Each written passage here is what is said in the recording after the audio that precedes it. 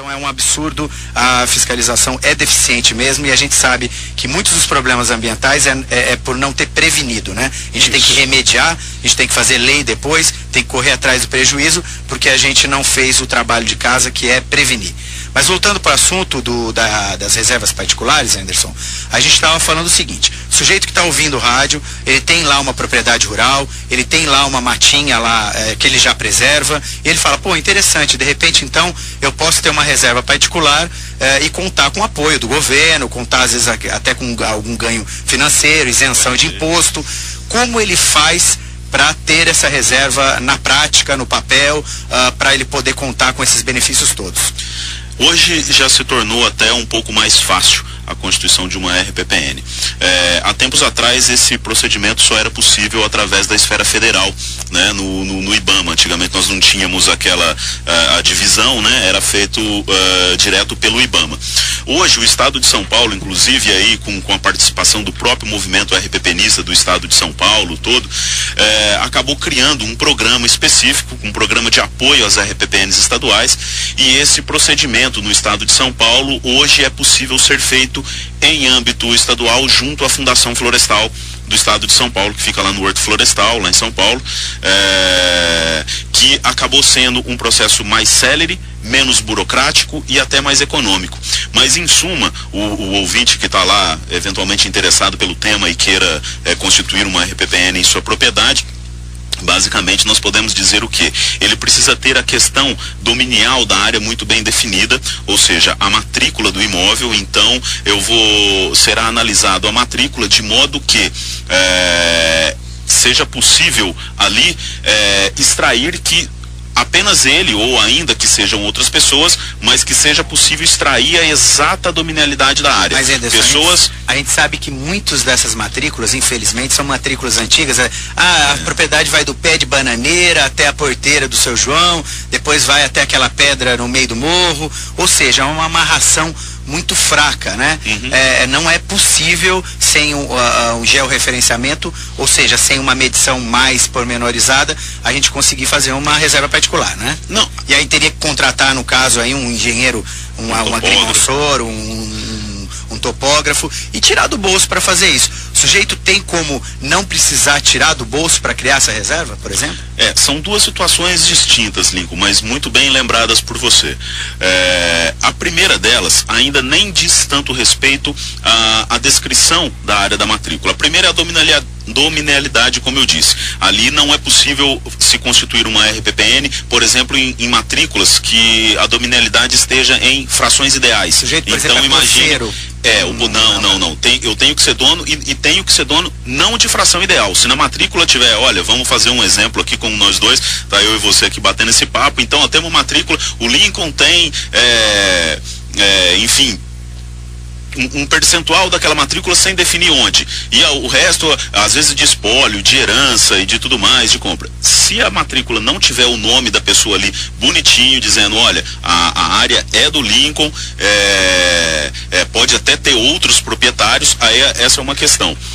A outra questão que você disse da descrição da área, hoje a legislação estadual não exige o georreferenciamento para a criação da RPPN estadual.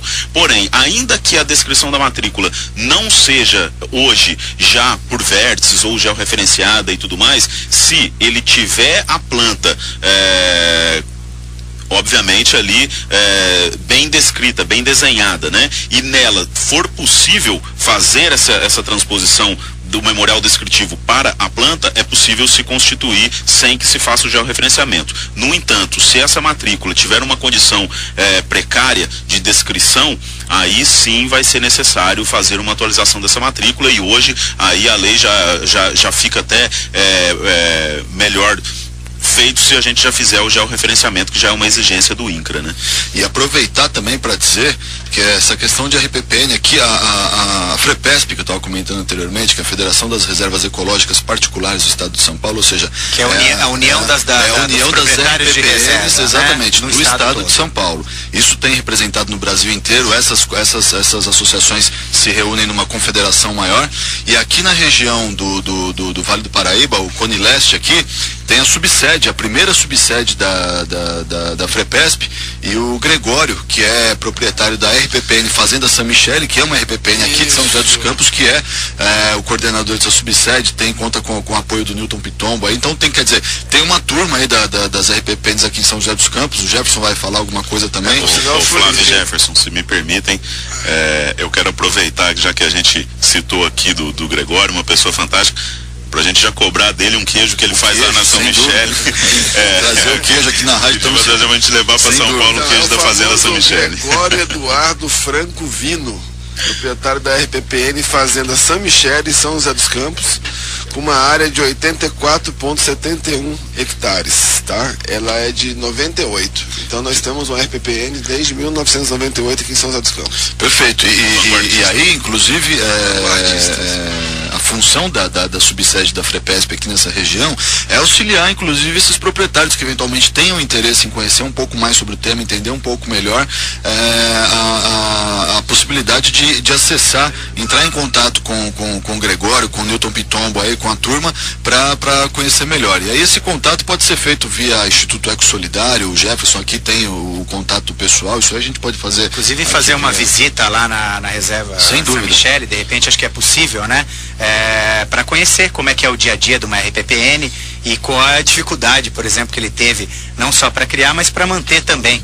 Então às vezes é interessante o proprietário que estiver interessado, ele pode ter um exemplo aqui na prática em São José dos Campos. Eles podem sim, até pelo fato de eu não estar mais, que eu fui, né? Eu estive coordenador da subsede durante 3 anos. Então, ao assumir a presidência do Eco Solidário, né, não dá para tocar as duas coisas ao mesmo tempo, mas o nosso compromisso como coordenação da rede de ONGs da Mata Atlântica na região sudeste, o Instituto Eco Solidário nos leva também a agregar essas potenciais demandas. Então, o Eco Solidário, na medida do possível, vocês podem ligar para nós, nós encaminharemos para o Gregório e para o Pitombo, que está nos ouvindo aí, voltando da Ilha Bela, por sinal.